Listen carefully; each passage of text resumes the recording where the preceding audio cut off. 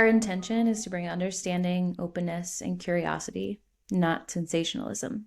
Listener discretion is advised. I have a feeling there's a good chance that once we get into this, you'll know the story, or you will at least have some familiarity with it. So intentionally, I'm going to tell this story out of order. Great. Okay. So we're going to start in 2024, 2025. Oh, We're gonna go in reverse. I'm gonna go ahead and give you the disclaimer here that you're gonna want to ask some questions up front. No, you my may hands are not tied. Okay. unless I offer it up to you. Okay. Because I know you're gonna want to ask the questions, and I want to build the suspense here. So, Jerry, I'm going to tell you a story about a woman named Morgan who recently escaped from a mental health facility. But before I do that, I'm going to pull my script over to the screen so that it doesn't look quite so much like I am looking in another dimension. And I'm going to cover up my face so that I'm not distracted. Okay. And I want to turn my story around on you actually right away because I want to ask if you know how these facilities typically work. And specifically, I'd really love to know about what internet access looks like in these types of places. Yeah. So tell me what your experience is. Okay. I am speaking from a place of only ever having worked in one facility in the Northeast state. So it is important straight from the jump, right off the top. Every state has different rules and laws. Okay. So each state facility, or there's state owned, there's private owned, there's right, different capacities. I worked at a state owned and operated facility for adults.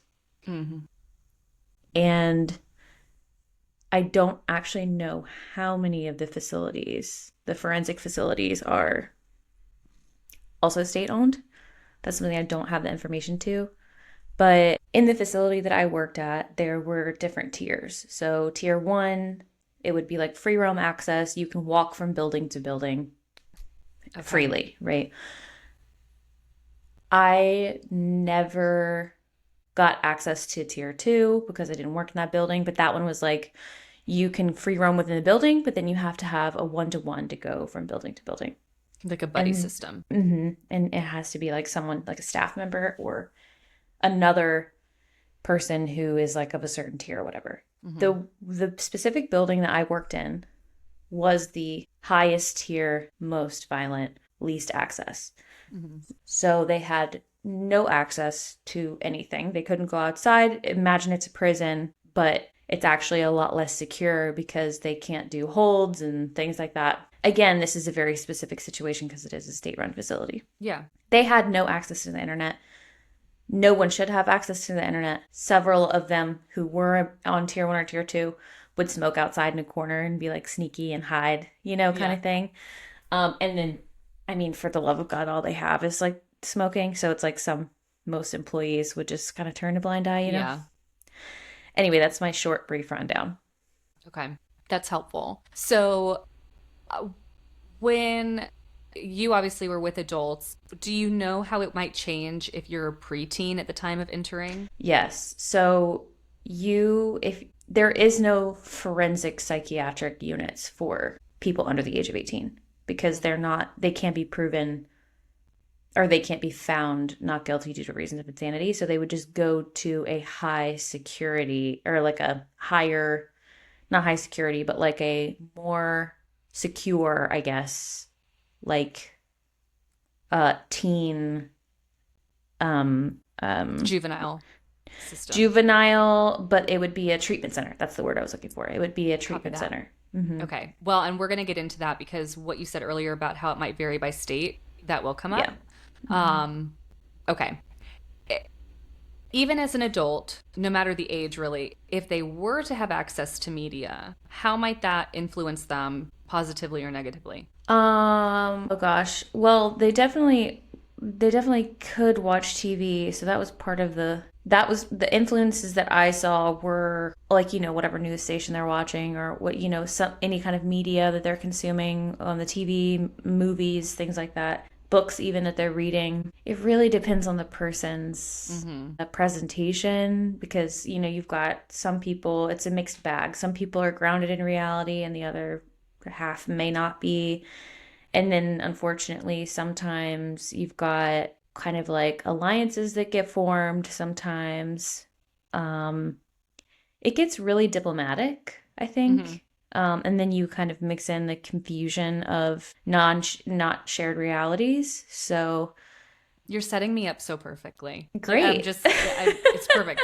Everything you're saying is perfect. Great.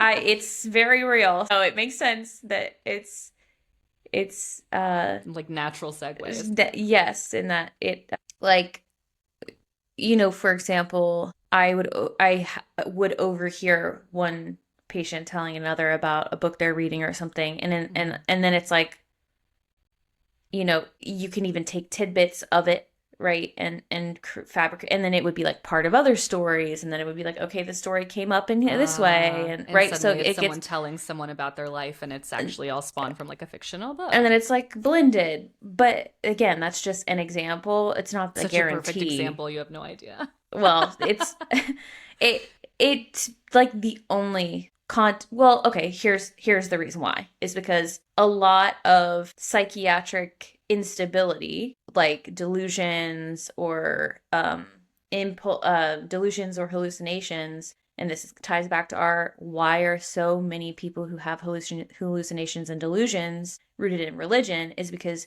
your brain pulls what's most accessible. So if you're in a facility where everything is stripped from you and the only thing that's accessible to you is your media, then things will then start to be tied to that. Or they could be. It's not a guarantee. But I would love if you like made a note of exactly what you just said for us to circle back to toward the end of this, because between now and the end, we're going to get through, there's going to be a lot said, and I don't want to forget that, because that was actually so perfect.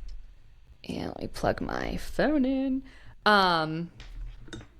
Just that you grab onto like what's most accessible. Okay. Got it. So going back to Morgan has been in a secure psychiatric facility since 2018, which at this point is 7 years. By all accounts, she's been there for 7 years. You doing a little quick math? Yeah. I also think I know who you're talking. I feel like I've seen clips. Okay. Well, let's only make sure one. Together. But I'm gonna okay. I'm gonna pause because I'm like, okay, is this? I'm having like a flashback. Anyway, okay, continue. I don't know what this is, so okay. Okay. So by all accounts, she's done very well there. And in 2025, a judge approves her conditional release to a supervised group home. Okay. And you talking about very diplomatic sounds like a lot of structure, which makes sense here because that's how this group home is going to be as well. So I have a lot to say about group homes. Good. So. I want to hear about them, because when I say supervised, I do mean like very structured, 24/7 monitoring, services. What state was this in? Thing.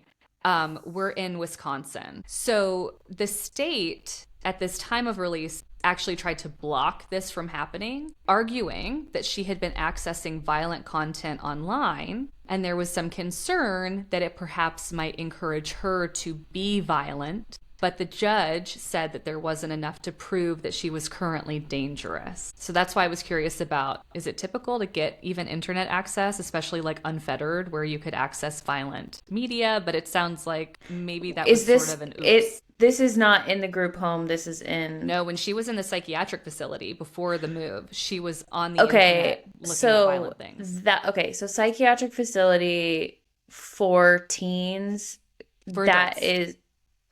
Why was she in there for adults? We're going to get to it. Okay, sorry. You're going to yes?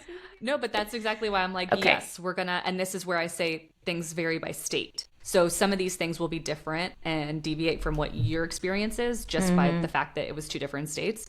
Got it. But so far, we're tracking, right? Mm-hmm. She's probably got an opportunity to leave. The state's not thrilled about it. It looks like it's going to happen anyway, but here we are. But this is where things get chaotic. Because before she was even transferred to that group home, she left the secure facility without authorization and cuts off her ankle monitor, and she's gone. And all the news outlets are reporting it. This is obviously a very big deal. Mm-hmm. She's seen in Madison, Wisconsin neighborhood with an unknown adult, but then there's just nothing. So her attorney, who had said she was safe and should be able to move to a group home, is making a plea for her, like, please turn yourself in.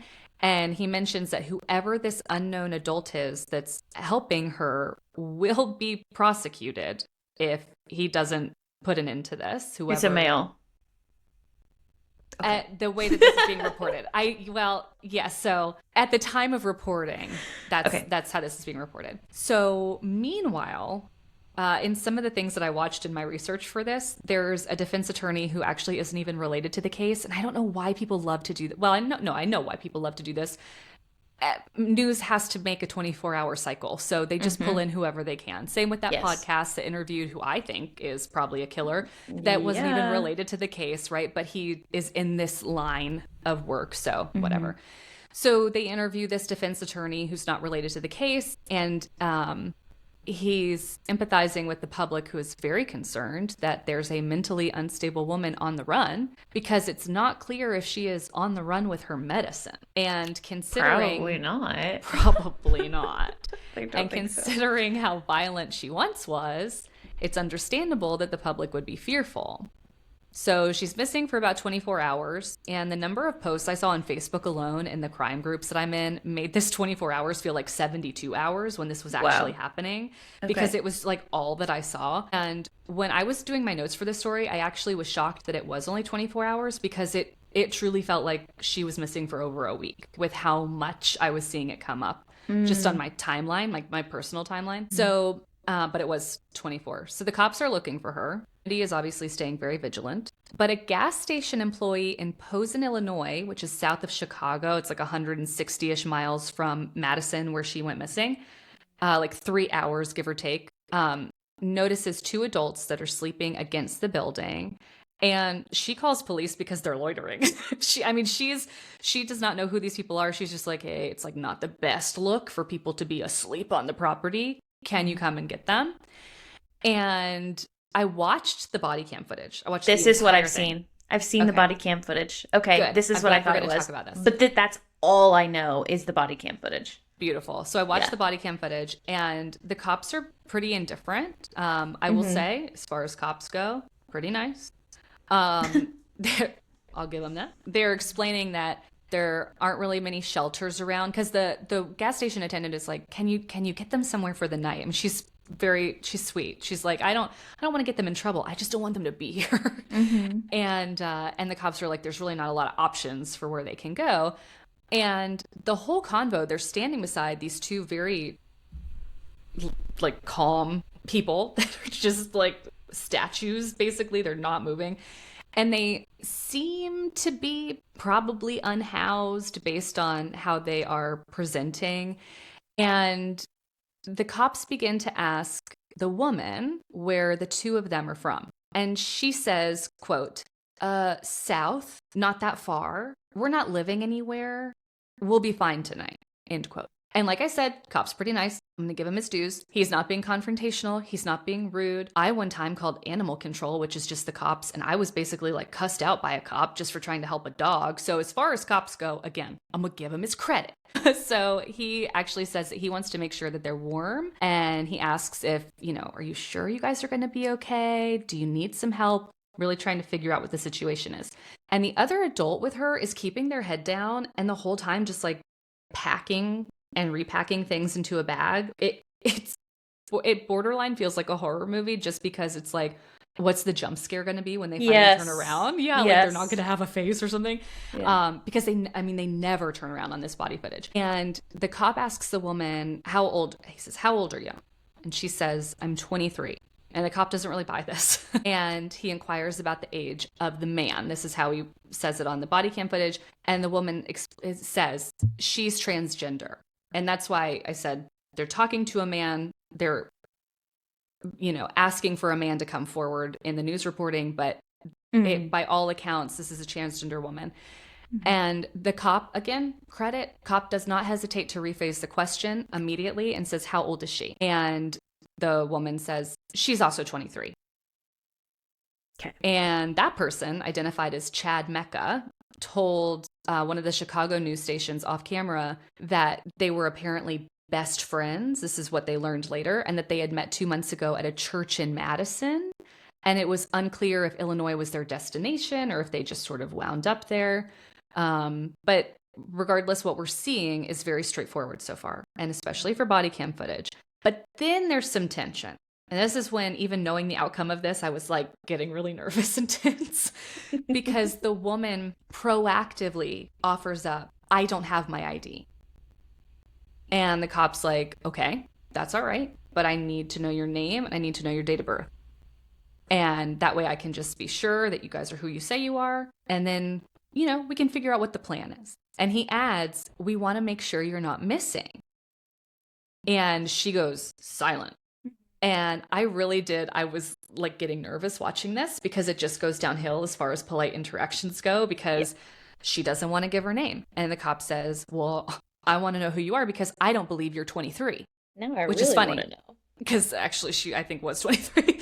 That's funny. Yeah, but he's like, I don't believe you're 23. And instead of saying, in my notes I put, instead of saying she is, because she is, she immediately switches and says, okay, I'm 19. Oh my God. Which is a strange choice to go with, right? Because you're still an adult. Like 19 and 23, you haven't changed anything. That's not going to do anything. Right. No, nothing's changed.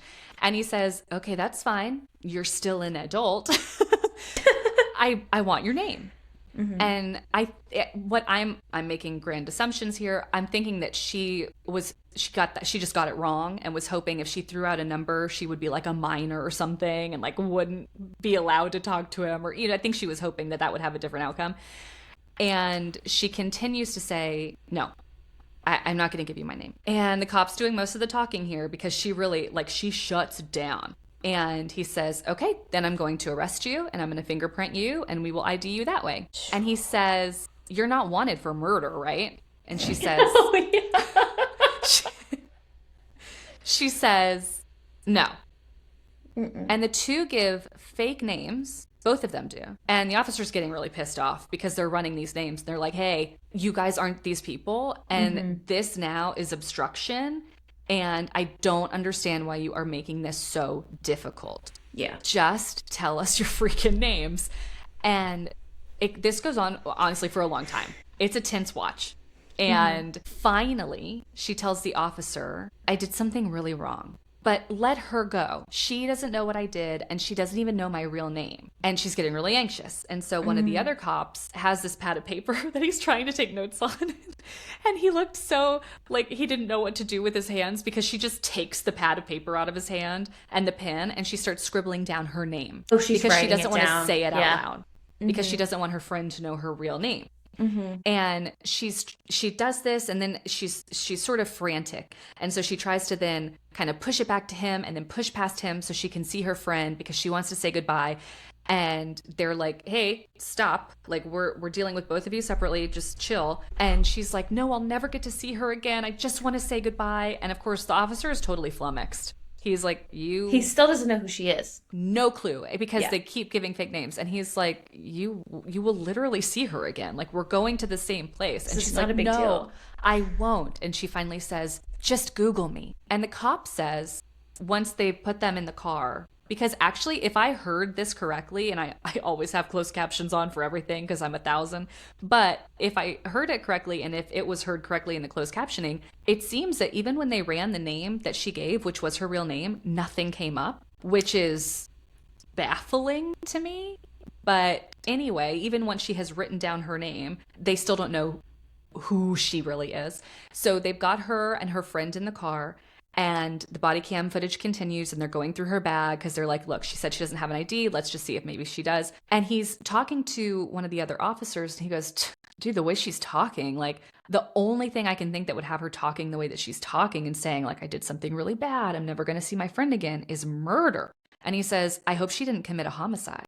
And the officers decide to bring them in for obstruction and possession of cannabis, because that was found in the other friend's backpack.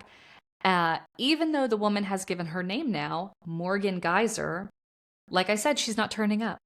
You can hear dispatch saying, like, I got nothing, which is shocking because she was responsible for a near homicide. She was tried and convicted of first-degree attempted murder in 2018. But back then, she was found mentally incompetent, basically meaning she didn't have the capacity to distinguish right from wrong. Though interestingly, in this encounter, she seems to understand those concepts very well. But it was different in 2014 when she was 12, growing up in Wisconsin. It's also dependent on at the time of the event. Yes, which we will get into in great detail. But before we even get into what happened in Wisconsin, we need to talk about Slender Man. What? Are you familiar with Mr. Man? No, Slender Man. Are you kidding? You've met him personally? No, thank God I haven't. No. So how do you know him? So I know Slender Man because of the internet, obviously. Were you a year older than me? I think so, yeah. I was right on the edges of that being like the creepypasta of like what all the kids were paying attention to, about 2 years below me. Yeah. So it was like just enough time to where it didn't actually affect me, and Slender Man didn't really scare me because I wasn't a kid anymore. But I knew about it, and it was obviously you were like witnessing it unfold in real time.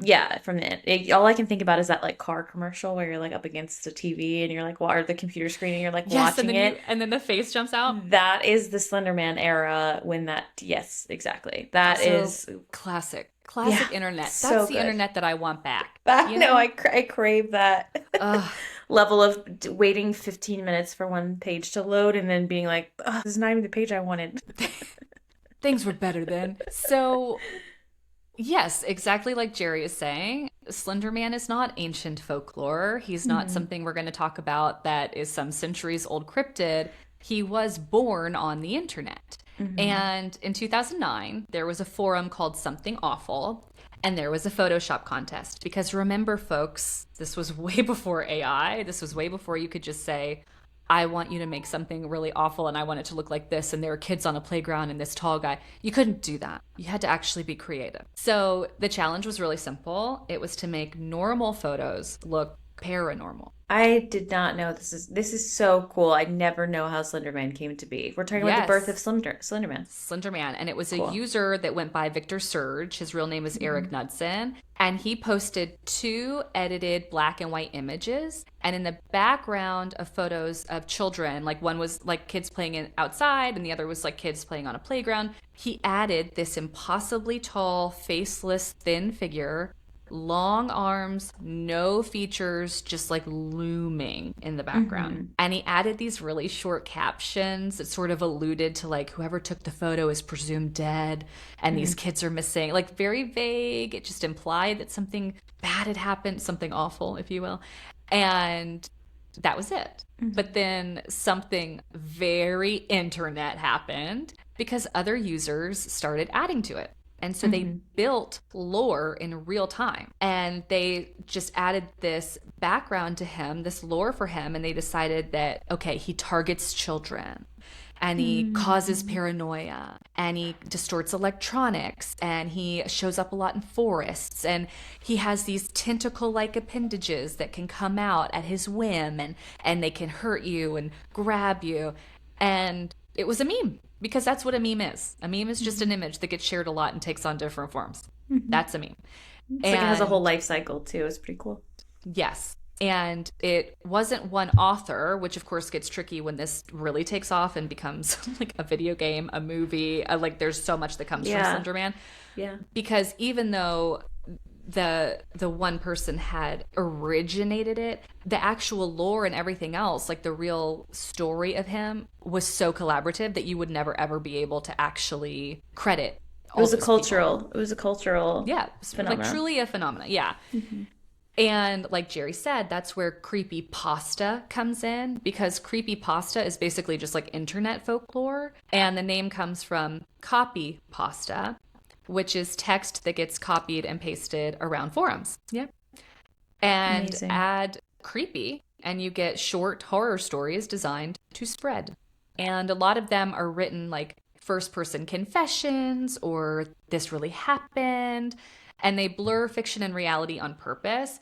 And creepypastas now, I think, are very much the sort of like Reddit stories that we read, you know, that are popular in YouTube channels and stuff. Slender Man was not the first creepypasta, but he was different. because in the same year that he appeared on that forum, a YouTube series called Marble Hornets adapted him into a found footage narrative, Oh, which was renamed The Operator. And it was low budget, it was slow, it was very unsettling, very I like remember this. Blair Witch Project kind of vibes. Yes. And it was this Like idea. camera, it's like a video game. Shaky camera. Yes. It's very much this idea of like, hold on, I went into this thinking this was fake, but this seems really real. Is it real? And so now suddenly this was not just a photoshopped image. People had super duper lost sight of like where it came from. It was a living myth and it was unfolding across platforms. And so even if you didn't know that it came from this Photoshop contest, you knew that you saw it somewhere else and you were familiar with Slenderman. And Jerry and I, again, outside of sort of the participation of this, but very much seeing it. And in some ways, that's very cool. But only if you're viewing it from our perspective of being grounded in reality and going, wow, look at the internet doing internet things and letting people be creative. And this was 2009 internet. Let me just re-ground us in the date. I think it was my, it's like a mid-high school, so. Yeah, I would have been in 11th grade. Yeah. And found footage was everywhere. Paranormal activity had just exploded. Yeah. I mean, I was obsessed with that. And so fun. YouTube horror, too, felt very like raw. And this line between fiction and reality wasn't like as clearly signposted as it is now. But that's so true. Yeah. Yeah. But what I think is also really maybe overlooked, at least in what I have seen personally, is that Slender Man does tap into some archetypes because he is this like faceless watcher. He's this tall man in the woods. He's this sort of danger to children. And so he feels, I think it's very easy to feel like he's older as far as myth goes. But I think that's also because Slender Man in a lot of ways is the Pied Piper. Because the idea of Slender Man is that he takes children and there are two camps. One is that he like takes them and kills them. The other is that he sort of saves them. Like these are kids that are very depressed or very upset or in danger, and he removes them from that situation. And so with the Pied Piper, which is a very old story, what the at least origin was that, you know, yeah, this guy just sort of bizarre, just shows up in town. They've got a rat infestation and he plays his pipe and they follow him out and they're like, what do we do? And maybe they weren't thankful enough. Maybe they were asking him how to be thanked, but he's like, you know what? I'm going to take care of it. And he puts all the adults in a trance and he plays his little flute and the children follow him into the middle, like this mountain opens and the children all follow him into it and the mountain closes and the children are never heard from again. And it's very much, it's that. That is, I've never thought about that, and it is. But it's that for a different generation. So within a few that's years. so fascinating. Isn't that cool? That it's like all the myths just sort of copy pasta themselves. Yes, I'm so curious, kind of to put a pin in, like, I wonder what other, you know, is the Hat Man that is the, you know, what's that other, Momo? Do you know who Momo is? Yeah, Momo was also a creepypasta, I think. I just found out who Momo was, and unfortunately I Googled it, and now it's burned into my well, you gotta look forever. at all the conspiracies around like the children toys that had the stickers. If you took them off, there was like a Momo face. That's a whole other okay. That's a whole other thing that's actually happening like very much in tandem with this. Wow. But within a few years, Slender Man, like I said, had video games. He had cosplay. He had entire wikis cataloging sightings. He was that girl. He was that girl. And he had a mainstream movie, not an indie movie, a mainstream go see it in theaters kind of movie. And the idea of like wikis cataloging sightings, again, I think that's so fun because I'm sitting here grounded in reality, knowing that it's for fun, you know? But that's what makes what happens next so disturbing, because in 2014, that fictional entity collided with very real violence. Okay. So on May 31st, 2014, Morgan Geyser and Anissa Weir invited their friend Peyton Isabella Leutner, and so she goes by Bella, to the woods for a game of hide and seek. and there was this really wooded part of David's Park that they thought would be perfect. And the three girls were all 12 years old. Morgan actually freshly 12, like a day. She had been 12 for a day. And Morgan and Bella were best friends. And Anissa came into the picture much later when she and Morgan bonded over living in the same apartment complex, being very into the same supernatural and creepypasta stuff. And Peyton had seen this bond between the two, and she kind of wanted to like exclude herself from this narrative because she felt like, I don't know that I really have anything in common anymore with Morgan. I think Morgan and Anissa are kind of like not vibing with me. But Morgan guilted her into like staying in this friendship. But meanwhile, Anissa also had a big problem, and she actually probably would have been thrilled if Bella had said, I'm out, because she was very jealous of how close Morgan and Peyton were, or Bella. So Peyton wanted to leave the friendship. Morgan guilted her basically by saying, we have been best friends since kindergarten. I don't want to lose you as a friend. And by all accounts, Bella is like just very kind-hearted. She's very sweet. She's not, even at 12, she's like not one for confrontation. And so it's just easier for her to be like, okay, I guess I'll just like still be here. So the girls the night before had gone to the roller rink on May 30th for Morgan's birthday, her 12th birthday, and they'd gotten some frozen yogurt and they had a slumber party, and they went to bed pretty early because Morgan said that she was tired and she wanted to go to sleep. And honestly, this is so me at a sleepover. I never wanted to go to friends' houses when I was a kid and do sleepovers because I wanted to like go to bed. We were the total opposite. I was like trying to convince everybody to stay up till the sun came up. You were like doing light as a feather, stiff as a board, and I'm just like, hey, it's 8 p.m. What if we just like tucked in? I'm like, why don't we watch this really scary movie that we're not allowed to watch until 3 a.m.? And we're still those people where I'm like, hey, Jer, it's 9. You're I'm gonna so go to right. sleep. You're and so you're like, right. It's 11. I think I'm going to have dinner now. Just going to get the party started. Yeah, which is why I have to stop apologizing when we start recording so late, because I'm like, what? What was she going to do? Go to sleep? No. No.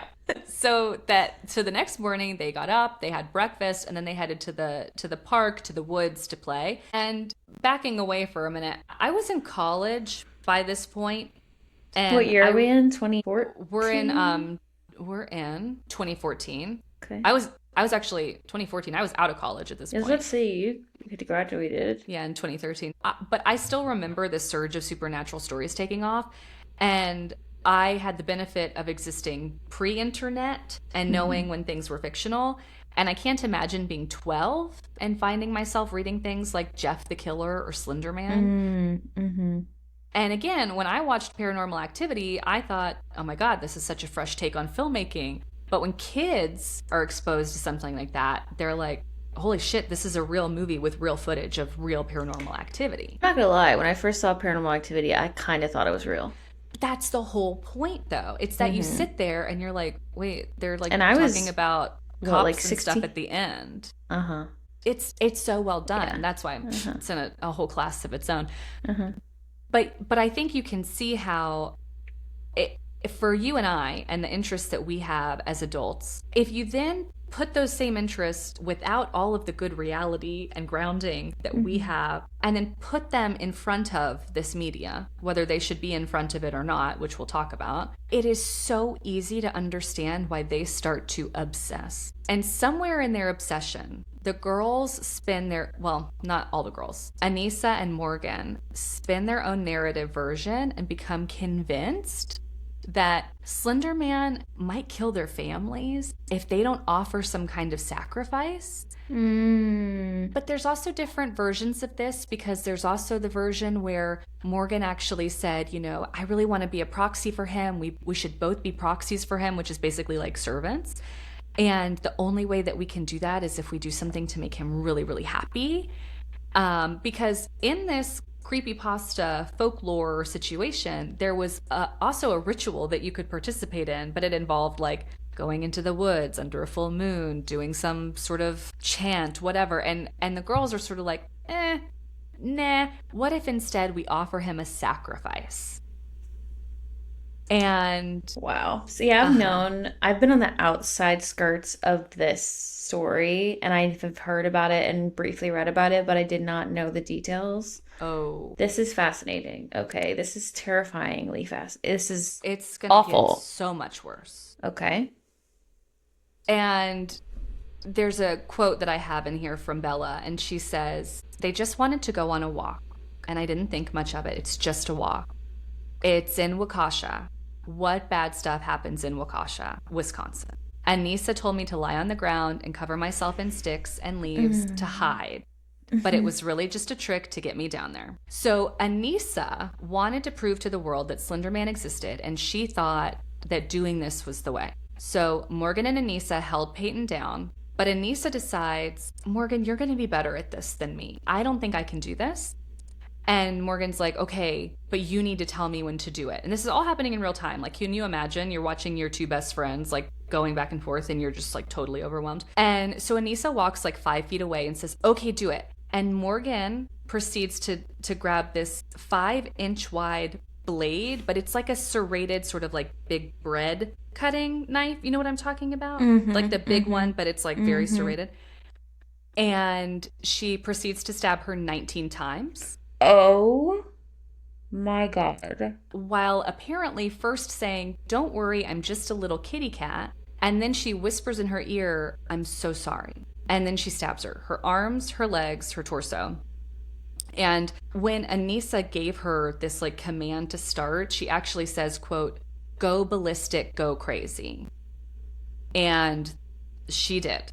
And 2 of the 19 stabbings wounded major organs. And one of those missed an artery by her heart by a margin so small it is almost incomprehensible. 1 millimeter. If you're not sure what a millimeter looks like, it is the width of a human hair. Like a hair. Yeah. Oh. The width of a human hair. If it had been over that much, it would have pierced her heart and she would have been out immediately. Another pierced her diaphragm and cut into her liver and her stomach. Also, too, the fact that this knife was serrated was in her favor. Absolutely. Unfortunately, yes, because it meant that it was very difficult to really get deep. Yeah. And you also, they're 12-year-old girls. And right. Like there's not a whole lot of strength behind there. But Morgan actually says the stabbing just didn't really feel like anything. The act of stabbing just didn't really feel like anything. And I wanted to pause here before we even get into this because I, in my criminally curious brain, was like, wait, because that's... And so I looked it up. And there aren't very clean statistics to tell us how often someone's very first crime is a stabbing because the FBI's Uniform Crime Reporting Program doesn't really track like the sequence of offenses for individual offenders. I think it should, by the way. What we can That would be see, helpful information. I think so too. Yeah. So what we can see is how often certain weapons are used. And according to crime data summarized by ammo.com, knives account for roughly 8 to 9% of homicides in the U.S., with firearms obviously making up the vast majority. Yeah.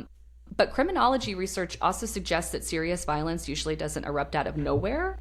A criminal career modeling study published on Arxiv found that more severe offenses tend to appear after earlier delinquent behavior rather than a first act. And this is what we've all heard if we listen to any sort of true crime, right? It's like they probably tortured animals when they were little, or they probably like did some weird stuff over here. They thought about this, or they hurt someone this way, or pushed someone over here. You don't just wake up and go, "Oh, I'm going to stab somebody." It's except in this case. Behavior. Yeah, apparently. But I have some suspicions there. But then studies on knife crime published in the Journal of Forensic and Legal Medicine show that offenders frequently have prior records or other risk factors such as substance use or prior violence exposure. Yep. And research indexed on the U.S. National Library of Medicine highlights the similar broader patterns of antisocial behavior among knife offenders, which absolutely was present here. Morgan and Anissa were very much outcast. Outside of Bella, they did not have like a social group. Okay. So while no one's going to find a statistic that says like X% of stabbings were first offenses, the evidence does support the idea that extremely personal, high violence acts like this are statistically more likely to occur within an existing pattern of crime or high risk behavior, which makes this just extra, I think, shocking. Mm-hmm. Yeah. So back in the woods, after they've done this, they tell her to lie there and they're going to go get help. That's what they tell her. Just lie there. We're going to go get help. And Anissa says to her, be very still. You'll lose blood slower. She also pulls her away from the road so that she's further from where she could potentially be seen. And then they're like, all right, we're going to go get you help. And spoiler alert, they don't. But they did start walking. And they kept walking until they wound up basically on the other side of the county. But during this time, police are searching for these girls because a bicyclist happened upon Bella, who had dragged herself to the road. 19 stab wounds, drags herself to the road, and a cyclist happens, it gives me chills, happens upon her, calls the police, and so they come and get her, and all they know is that now 2 other girls are missing. Are they in danger? Have they been hurt? Where are these girls? So there's a huge search effort. There are helicopters. Every single law enforcement officer is looking. And it was a whole production. But they do finally find them like by a gas station, I think, or something, like very far away. Mm-hmm. And so, of course, they take them in for questioning because they're both covered in blood. And I watched the interrogation of both of these girls. Mm-hmm. And Morgan's interrogation is deeply uncomfortable. She is so calm. Yeah. And while she's Cold. alone, she can be seen dancing. She's petting the wall. She's singing to herself. And she retells facts very calmly. She's very monotone when she talks. Mm-hmm. And of course, people, armchair psychiatrists, right, like to look at this and go, oh my God, she's a sociopath. Mm-mm. And I'm not a Morgan apologist, but I have a problem with this because those specific details to me actually sound like some form of self-soothing. So I'd like your take on that because you actually do know about this. Yeah, I did catch myself earlier when you were saying, whenever you said that about oh, what was it you specifically said? Oh, it felt like nothing. At first, I was like shocked, and then I like sat with it for a second. I was like, wait, no, that makes so much sense. Of course, you didn't feel anything because you're completely in a state of adrenaline or anhedonia, numbness. Like you're not feeling anything because your body's like literally in your brain. Like it's not down. allowing you to feel the thing, right? Mm-hmm. It's much different than someone who's a thrill-seeking, someone who's doing something in and order like to gain. Off on it. Exactly. Yeah. As far as self-soothing goes, I mean, think about sitting in a waiting room at a hospital or an office, how, you're already responding to your environment. So that's like the first layer. This person is sitting in a strange facility. They're separated from everything. They don't know what's going on. So it's like the first layer I think of like introducing like some sort of like self-soothing. I don't know. Uncertainty is really incredibly intolerable. And then also the deeply disturbing aspect of having just done something like that and not really even being able to sit with what the reality of the situation can also be something of like, okay, I have to self-soothe my way through this. So humming, moving, stimming, doing all of those things, talking with a flat affect, just it repeating things very calmly and matter-of-factly can oftentimes be This is the difference between forensic psychology and like clinical psychology, is that forensic psychology is all about,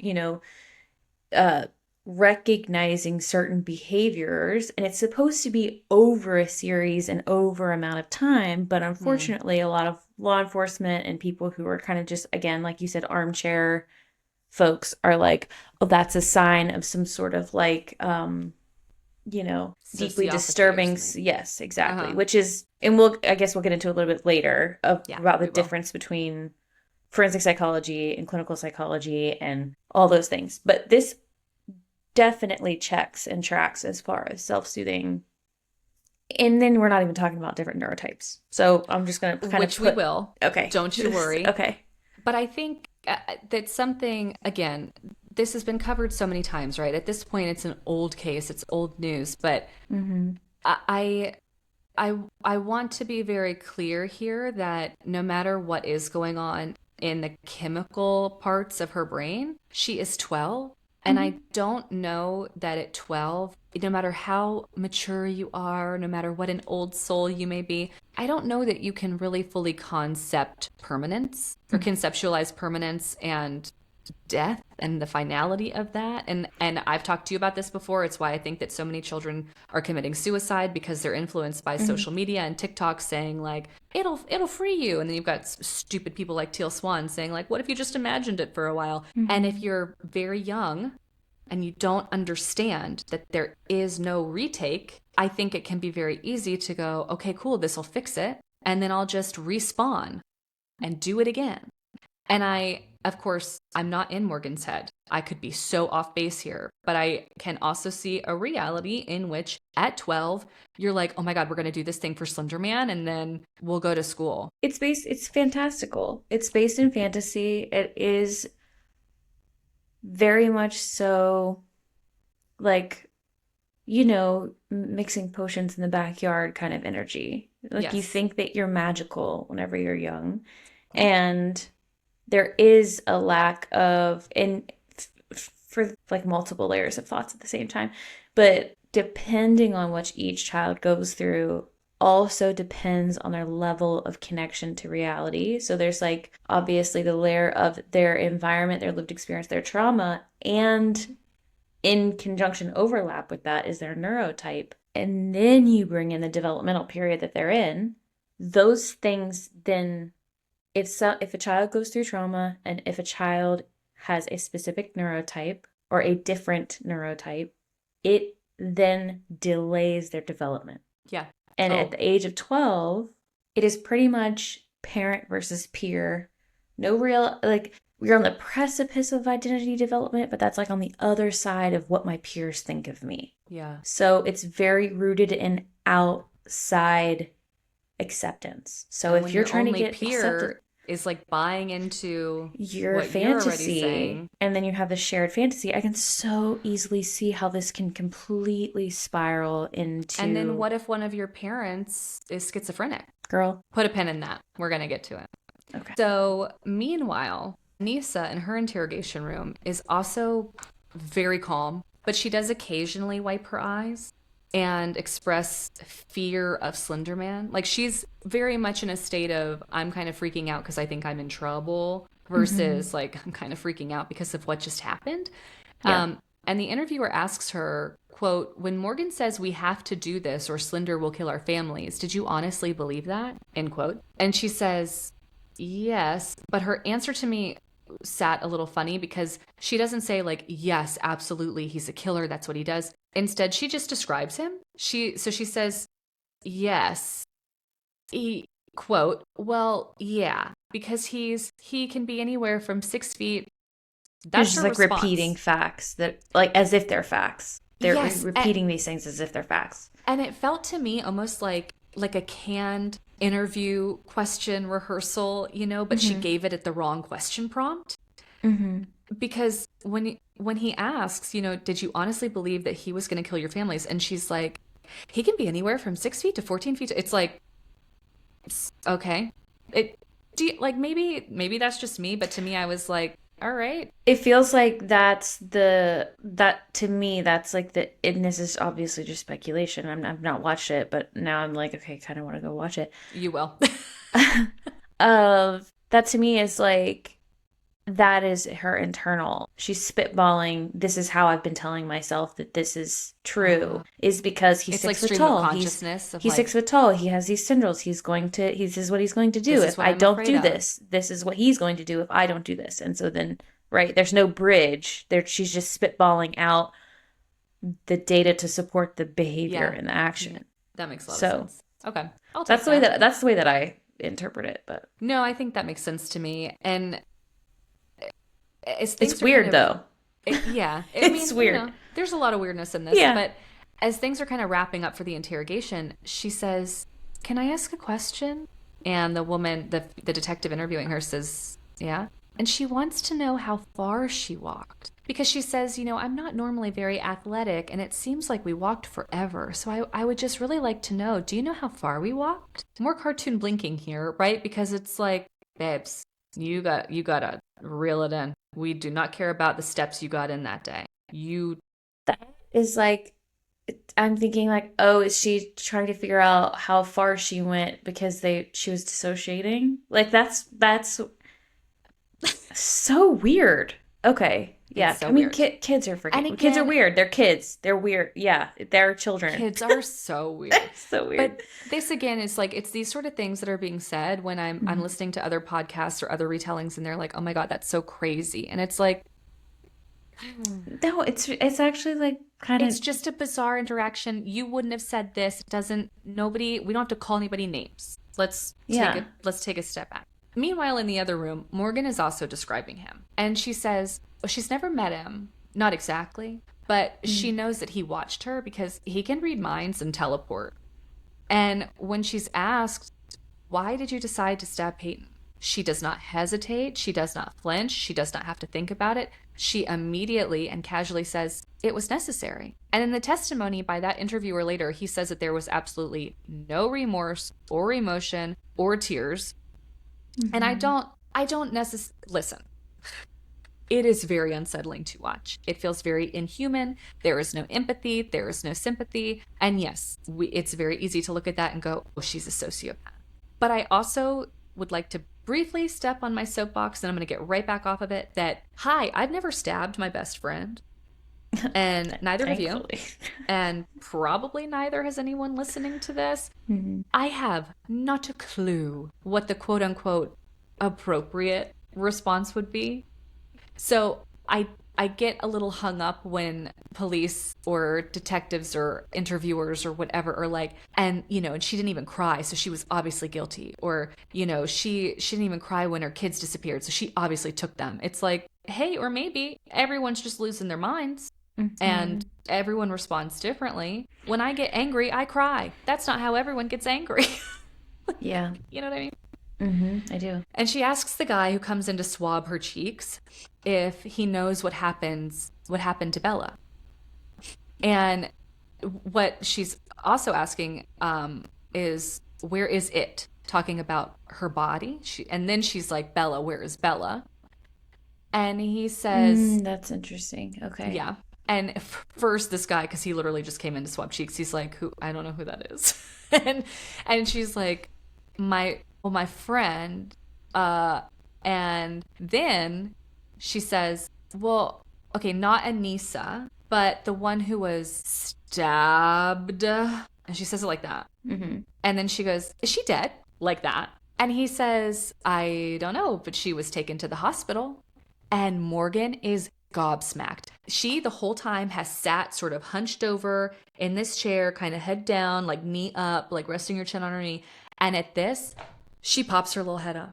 She didn't consider that to be. She is gobsmacked Yeah. at this revelation because she is sure that her body is just rotting in the woods. Yeah. And when they're like, well, she was taken to the hospital.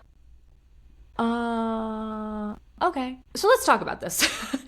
Because in thinking about response to things, response to stimuli or to news or to events, her mom is interviewed in this documentary that happened, that was filmed like the year that it happened. Mhm. And she says, something that always struck her as odd about her daughter is that she didn't react to things the way that she expected. And the example she gives is like at the movies, if something bad happened to a main character, she wouldn't have empathy for them. These are her words. And so she gives the example of watching Bambi. And she says, when the mother dies, I was worried because I was like, ooh, how is she going to respond to this? This is like really sad. And Morgan is totally indifferent to mom being shot and just starts shouting, "Run, Bambi, get out of there, save yourself." And she was like 4 at the time that she watched this. And so she wasn't sad about the loss. And she says that she says she could think of many other examples along those same lines where she just didn't react the way that a little girl would probably react. But I also want to talk about the interrogation in general here because, well, actually, first let me time out there. Thoughts or input on that? Well, this is where again, I'm not a forensic psychologist. I only know it because I was fascinated You only know with it it because you've like sort of been one. for a long time, and like also kind of wanted to do it for a while, but nothing will radicalize you more than getting into this. So, just in case anybody's wondering, this is what radicalized me. So, that's where my origin of radicalization starts. My initial thoughts and something that might be important to note is that any type of personality disorder stuff, so if this was somebody you were describing that was over the age of 18, it would be something like antisocial personality disorder, which is a clinical psychologist, someone who is a therapist, or someone who, aside from investigators, aside from forensic psychology and more like pop culture stuff that everyone is very familiar with, an actual therapist would diagnose this person as antisocial personality disorder if they exhibit repeated behaviors over a significant amount of time that lack empathy, that are, you know, repeated offenses, they have no regard for the well-being of other people, if they're violent, aggressive, blah, blah, blah. But they don't have a diagnosis for anyone under the age of 18. So there's this weird kind of gray area where children, teens, even young adults to some extent, right? They're in this weird gray area of, if you exhibit antisocial behavior, you don't technically get a diagnosis until you get to be through developmental age of an adult, because some of this stuff can be something like autism, or something like extreme cases of complex PTSD, or I mean, there's just so many. You could have like fetal alcohol syndrome, where, you know, you're in your mother's womb, they you know, drank or did drugs or whatever, and this may be a result of that. So there's these different things that are to consider when someone is, quote unquote, has antisocial characteristics or behavior, as, and again, you can't even technically categorize it as that. As a clinical psychologist, it's just concerning behavior. Like, it's usually, you know, considered behavioral issues is basically what's categorized as a child. Like, oh, they have repeated history of behavioral issues. Let me ask you a loaded question then. And I might be jumping the gun a little bit, but at what point, and this is not medical advice, but like, at what point would you recommend a parent start really taking note of certain behaviors and considering like child therapy? I don't think you could be early enough.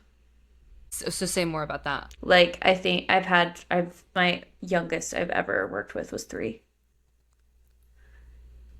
doing play therapy. I think that it can only be to a child's benefit if any parent feels like something is off, to work with a professional, someone who is, you know, specifically, you know, I don't even consider myself trained enough to have done a lot of the work that I've done, and that's just the way that the system goes, unfortunately. It's very unethical.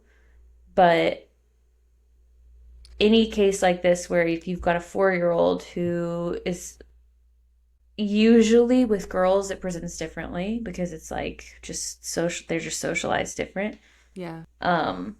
But, you know, with boys, oftentimes it's accompanied with acts of aggression, but girls usually don't really always typically exhibit the aggression.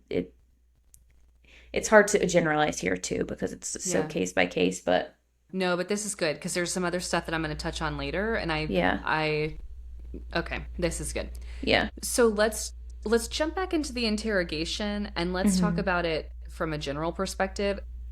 These are, once again, 12-year-olds, and they're brought in for questioning, and they're read their Miranda rights, but there is never a time where they're like, hey, do you want your parents? That's fucked up. Okay, so I'm going to be really honest here. I did not think that ever happened in real life, and I'm going to give you the example of why. I used to love the show Pretty Little Liars. I was a little outside of the age demographic, but I loved it. Yeah, And that I was a don't good care. show. Yeah, no, But I that was agree. something that happened all the time on that show, was that the police would take these girls, and I was always like screaming at the TV like, you cannot do this. You can't take minors and just interview them and question them. Yeah, they do. They can. But they do and they can. And here's how they did it in this case. They hand these 12-year-old girls a piece of paper, and they do kind of read it out loud to them, but it waives their right to an attorney. And they sign it. Both of these girls, you can see them just sort of sign their name. Would you I also feel like understand that's at state by 12 state. what that meant? No, I didn't even know. No, 12 to me was like between 9 and 12. I didn't know what was going on. I wasn't even on this planet. I feel like I would have. I was exposed to a lot of things, and at 12, I might have watched enough TV to be like, I think I'm supposed to ask for an attorney. But maybe. But here's the thing. You're also in this place where you're a child and an adult is saying, oh, hey, so you should do sign this thing. Yeah, it's an authority figure, an authority setting, and it's like, okay, well, I'm gonna get in trouble if I don't. 10 points on homework if you don't put your name on it. What is this piece of paper? I'll put it there. Yeah, And that also feels like really not, from a legal perspective, that doesn't feel like it could be upheld. And it does come up. The attorneys do definitely mention this later. Definitely. But the interviewers actually say, quote, your parents know I'm here talking to you. Yeah. Which I think is also part of it. That like, also, by the way, in case anyone was wondering, please, for the love of God, tell everyone you know, if people don't know this, police can lie to you. Yes, they are legally allowed to do that. Can lie to you. They can fabricate an entire story to get you to admit something. So don't believe them. If you're caught, assume they are lying. Trust no one. Everyone is lying. Step 1, if it's a man, he's probably lying. Step 2, if he's a cop, he's for sure lying. So, and when he says, your parents know I'm here talking to you, Anissa is just curious to know if they're scared, which is empathy. And she's like, are they really scared? Not like, ooh, are they scared? She is. I think it reads like guilt, right? The way that it comes off is like, oh God, are my parents like really freaked out? And the detective says, they're just relieved that you're okay. And at this point, the parents don't even know what's going on, I'm assuming. Not a clue. I have a feeling oh if they my did, God, they I would probably lose been my like, mind. Hey, we need to be in there with them. Yeah. So the detective asks her what she was most nervous about when Morgan showed her the knife. Is this Anissa? We're talking to Anissa? Yeah. Okay. And her response was seeing a dead person. Because the last time I saw a dead person, it was a funeral, and it was my uncle. These girls do not understand the severity of the experience there. We got no grasp on what's happening. So I'm sure that some people are frustrated at how I'm telling this story, but I feel like I had to do it bite-sized just subconsciously because it's so terrible. But after playing on the playground, they had first gone to the bathroom, like the park bathroom, because Morgan says that Anissa had considered that he did the stabbing there. And she says, Anissa came up with several plans. It was hard to keep track. They first were going to do it at the house, and then they were going to do it in the bathroom. And the girls talked about how, if we do it in the bathroom, there's a drain in the floor and the blood would all go down the drain. And so it'd be easier. But they, in this planning and this premeditation, they never consider how they get away with it. It's just sort of like, where's the best place to do it? And they never think beyond that. Well, yeah, because they think that they're then going to be involved with Slender Man. Yeah, and that's very clear because there is literally never a consideration of how do we not go to jail. Yeah, that part doesn't matter because this is all in Slender Man world. Yes. And Anissa explains that the original bathroom plan, what it was, and she mentions that from what she had read on a creepypasta wiki, it's easier to kill someone if they're asleep or unconscious, because if their eyes are open, you'll see yourself reflected, and then it's like you're killing yourself, and you don't want to do that. So you need to do it when their eyes are closed. And so she literally, again, these are 12-year-olds. I cannot stress this enough. When they all go to the bathroom, they try to get Bella to like sit on the toilet, and they ask her if she can put herself to sleep. They're like, hey, can you just put yourself to sleep? And Yes, they're Bella's they're Bella's like, playing. no, but exactly. And so for anyone who's like, well, why wouldn't she just leave? Have you ever been a child? You play Yeah. dumb games and you're just Yeah. like, I guess we'll do this until we don't do this because this is really stupid. But you're not Mm-mm. like, what if they're about to kill me? That's never Mm-mm. crossing your mind. Mm-mm.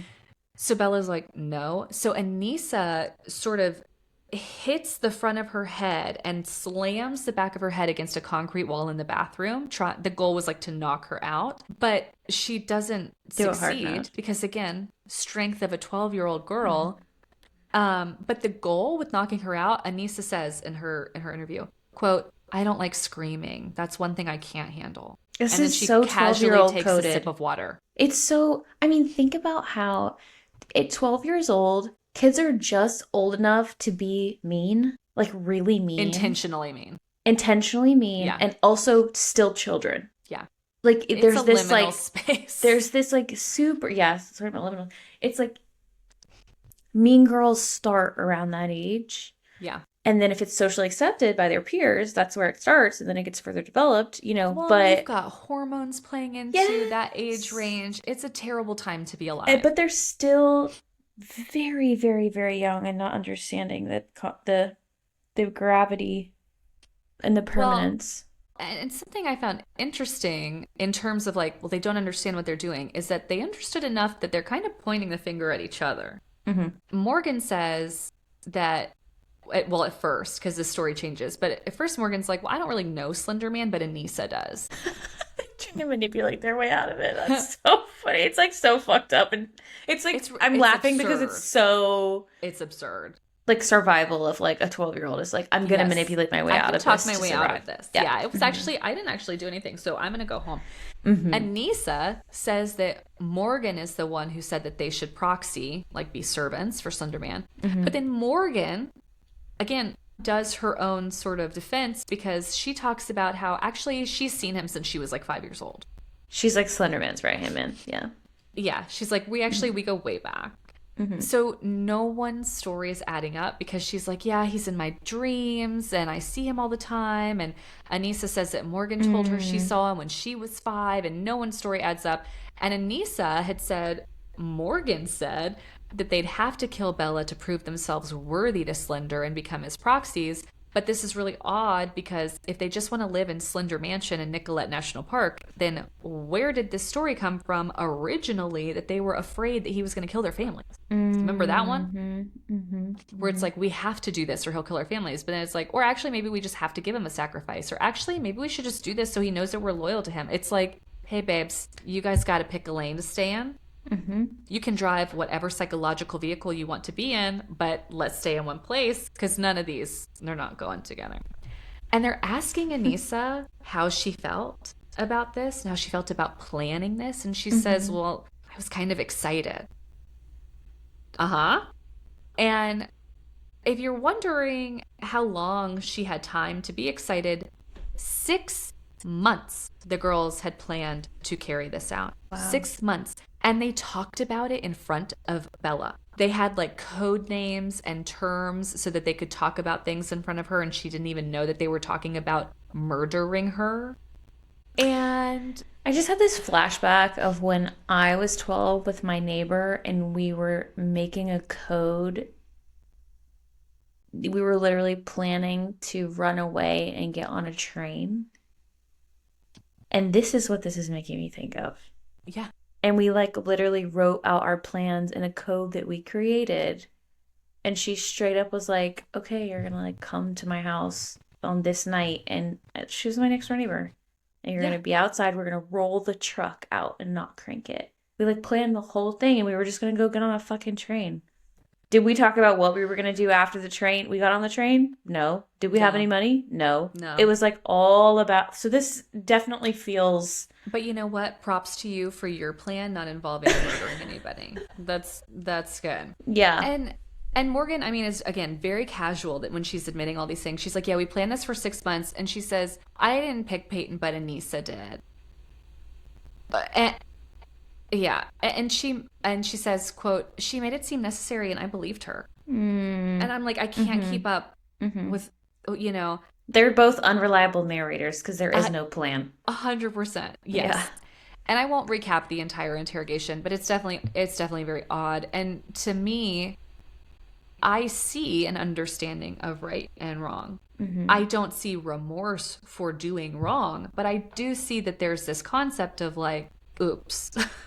And Anissa said that she wants to go home. She's had enough. But Morgan tells her if she calls her mom, she'll spend her life in prison or be executed. This is right after the act. So let me tell it differently. I see. As soon as they have stabbed these girls, Anissa's like, okay, I want to go home now. That's enough. And Morgan tells her, if you call your mom, we will spend our life in prison or be executed. So again, it's like, so you did know. So Anissa reported that Morgan said, if you call our mom after Morgan stabbed her, she said, we will be executed or spend our life in prison. Yeah, she says, if you call your mom, you're going to spend your life in prison or be executed. And then she like calls out to Slender Man as if in prayer and asks for help. And speaking of moms, let's talk about theirs. So Morgan's mom knew about her interest in Slender Man. Morgan had shared some of the posts and the stories, and her mom's like, I didn't love it, but I wasn't concerned. And she certainly didn't think that her daughter would think that it was real. And she makes a point that I will give her credit for. She says, when I was 12, I can remember biking home with a Stephen King book from the library. And, I agree with that. I don't think that having an interest in spooky stuff makes you dangerous. I was reading scary stories to tell in the dark. I was reading Dean Koontz when I was in middle school. Goosebumps actually had a line of young adult books called The Nightmare Room that I devoured. I can clearly still see the cover of one called My Name is Evil. Love them. Yeah, I had a really creepy book. Now, I'm gonna write this down. I don't remember what the name of it was. I had a book of scary stories, and I can still remember how fucking terrifying it was and how it made me feel. And I had that at a younger age, that. My parents did not know what I was reading, Well, and not only that, but something that, again, is talked about anytime I feel that I've heard this case being covered is they had such a weird interest. They liked such weird stuff. I don't think that sounds pretty normal to me. I think it's pretty ridiculous to say the stuff that they liked was so weird. We're literally recording a podcast about an attempted murder. That's pretty weird, but it's because there's a market for it. You know what I mean? I think people are very quick to go, this is so unrelatable and insane. And they're very slow to kind of turn that mirror around and go, yeah. What did my interests look like whenever I was 12? Yeah. What would someone say about me if it was just on paper? You know what I mean? Now, Anissa's father is interviewed in this documentary, and he starts by showing videos of Anissa when she was just a kid. And the first picture he shows is her holding a dollar that the tooth fairy left, and Jerry, I had to pause it. Because I was like, oh my God.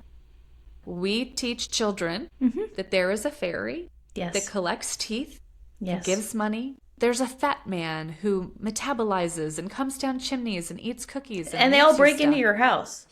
They all come into your house without asking. Without your consent. And so why are any of us feigning shock that these same children who maybe only just stopped believing in Santa until they were 11 are reading things on the internet and going, this is totally real, right? Exactly. Morgan, by the way, believed in Santa until she was 11. And this came up in the documentary. So after I made that note, that speaking point, it comes up in the documentary. And she's like, what kind of parent tells their child Santa isn't real? And it's like, right. Say it again, and what but more kind slowly.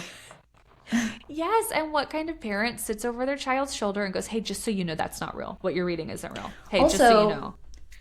Also, let's highlight the difference here in that culturally, the parents are the ones that have the narrative of Santa Claus and have the narrative of the Tooth Fairy. The youth hold the narrative of Slender Man, of all the creepypastas, that they hold that reality and that culture. It is real for them to some extent because they're just drenched in.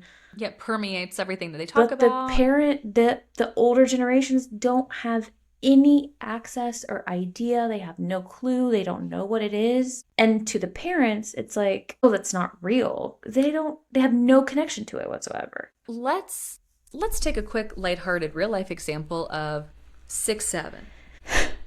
6'7". Even my 4-year-old says it. That was me. That was me imitating him. It doesn't mean anything. It literally doesn't mean anything, right? It's a meme that has no meaning, and I have seen commercials that allude to that. I have seen celebrities doing it. I have seen it on school signage. I have seen it on, I think, even some church signage, because it's harmless, right? Because it doesn't mean anything. Let's all take a moment. Let's take a moment of silence, right? And think about the fact that something that meant nothing permeated every form of media. Whether you are an adult or a child, we all saw it somewhere and went, what the hell is that? Everyone saw it. Now think about how widespread things are that are a little bit more taboo, but that are still going around right beneath the surface. That was just an example of what your children are seeing that thankfully didn't mean anything. They're seeing much more than that. It's also, it's culturally appropriate to say 6'7" and to joke about 6'7" and to write like that. But it's not as culturally acceptable to talk about like something scary or creepy or weird or uncanny. Like Pain Olympics. So alternatively, go ahead. I asked came you up about... on the last podcast. Okay. Yeah. Alternatively, when Morgan's mom told her about the birds and bees and puberty, Morgan said, I don't think I believe you. So she believes in Santa until she's 11. But then this very real thing that probably does sound pretty fantastical of like, here's how your body's going to change, and here's where hair is going to show up, and here's where you're going to bleed from. Yeah. That doesn't sound very real, Mom. That sounds like you have some problems. Of course. Anyway, Anissa's dad, meanwhile, makes it a point to say that he monitored her computer activity. She used the iPad to FaceTime for school projects, but 7:30, she had to turn it off and she had to come socialize with the family. The door was always open unless she was doing choir rehearsal, and he didn't have any suspicion of her capabilities whatsoever. And he has a really hard time for people accusing him of like not being involved or vigilant enough. And so that's going to come up a little bit later. So like I mentioned toward the top, Slender Man is essentially a meme. And with all good memes, it can take on all kinds of forms. And one internet folklorist who was interviewed in this documentary says, you know, he's like a grim reaper with a heart, because he's maybe not on these playgrounds to snatch kids, but to rescue them. Because again, that's one version of this is like, well, he's just taking kids out of this bad situation and they can go live in a mansion with him and all these other creepypastas. And this feels very Stranger Things. You didn't watch Stranger Things, did you? No, not the last season, because it took 6 years to come out and I got bored. But to me, this is an ARG. Are you familiar with these? Tell me, what's an ARG? It's an alternate reality game. And they're very big on TikTok. I don't have TikTok, but I watch YouTubers that talk about the ARG TikToks.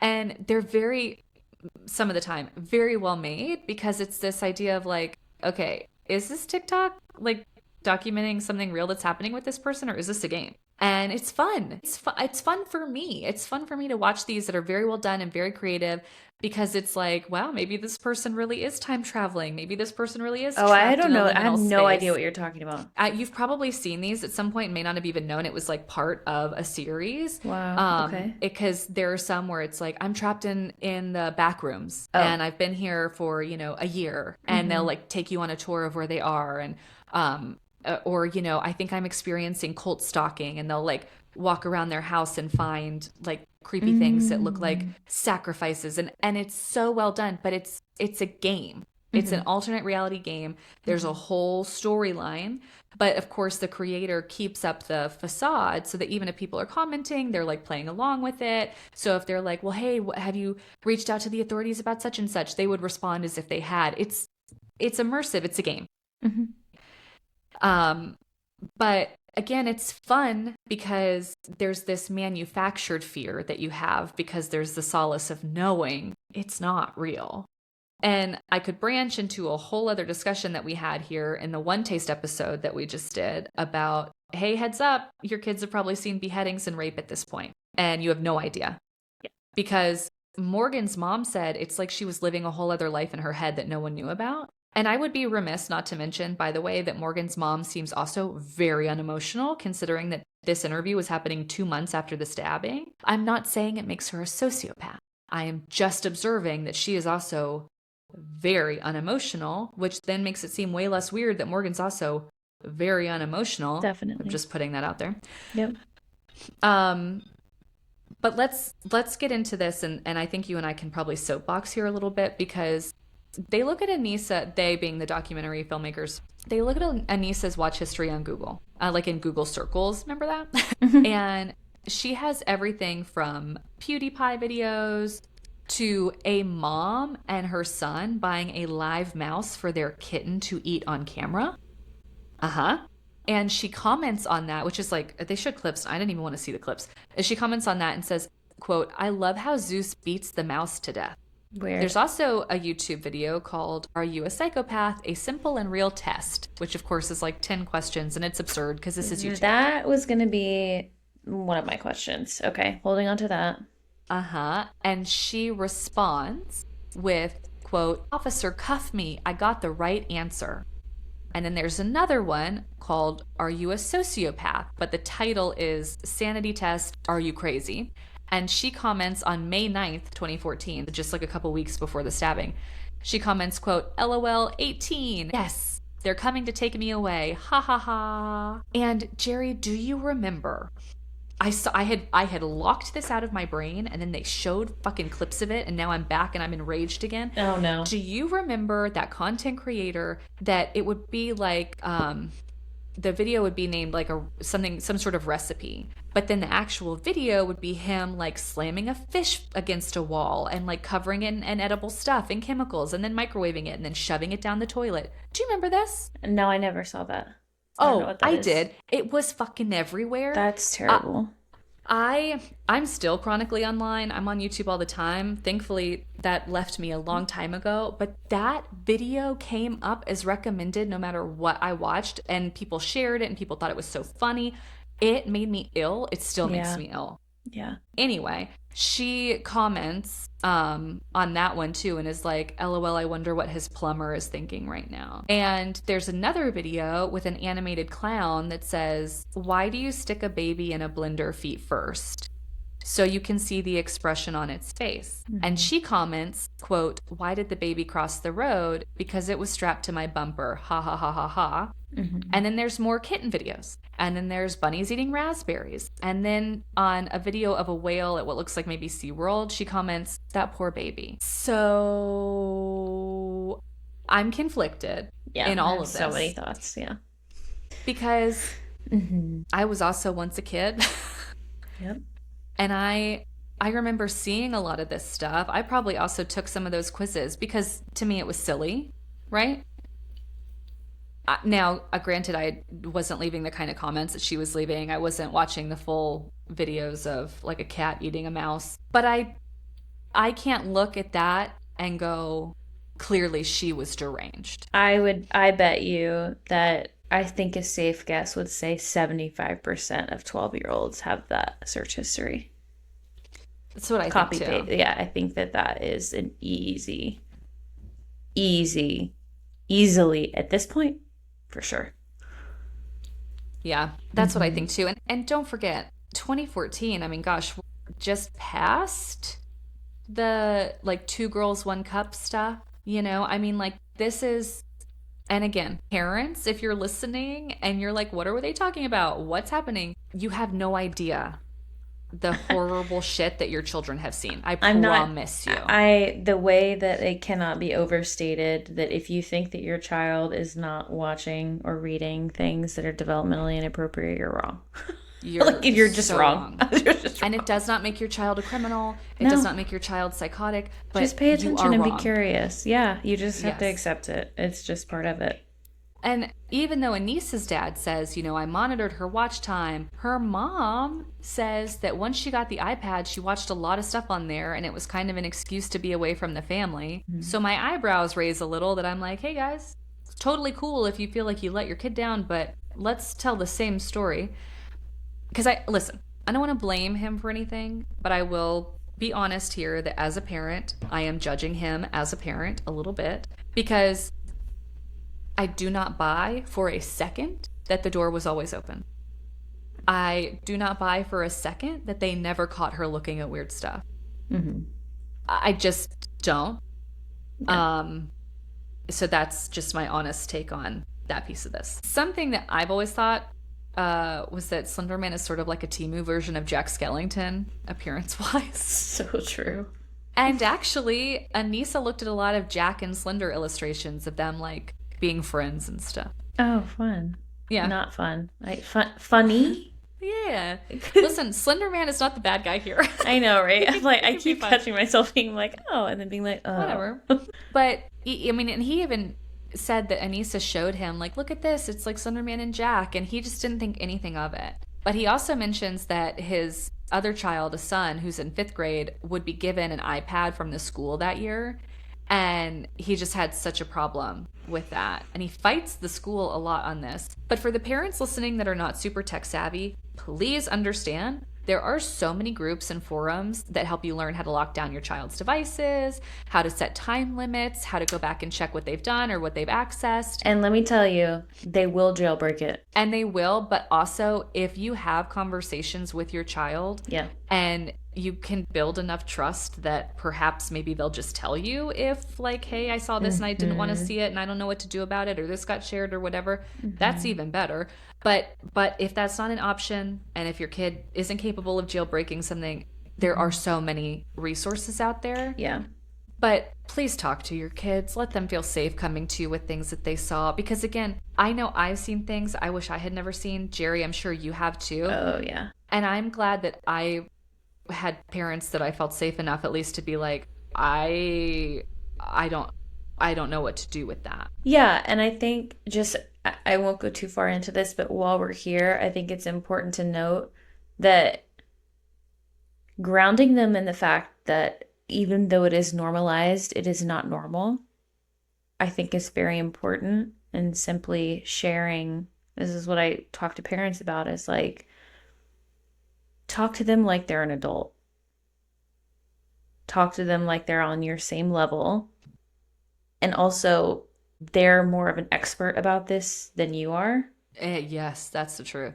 And let them lead you, and building that trust is like, okay, acknowledging that they're the expert, and also saying like, hey, just in general, if something makes you uncomfortable online, whether it's something you watch, whether it's something that someone is showing you, or whether it's someone the way they're engaging with you, you can tell me and it's not your fault. Yeah, you're not in trouble. I just want to know. And if you, you know. And if it's something that you're curious about or you're questioning, like, and there are some things that are not meant for certain age ranges for a reason. And I have some clients that are younger that they're like, I don't want to have anything to do with this. I don't like this stuff, which I'm like, great. You're following that intuitive nudge that's like, hey, this makes me nauseous, or I hate this and I don't like it.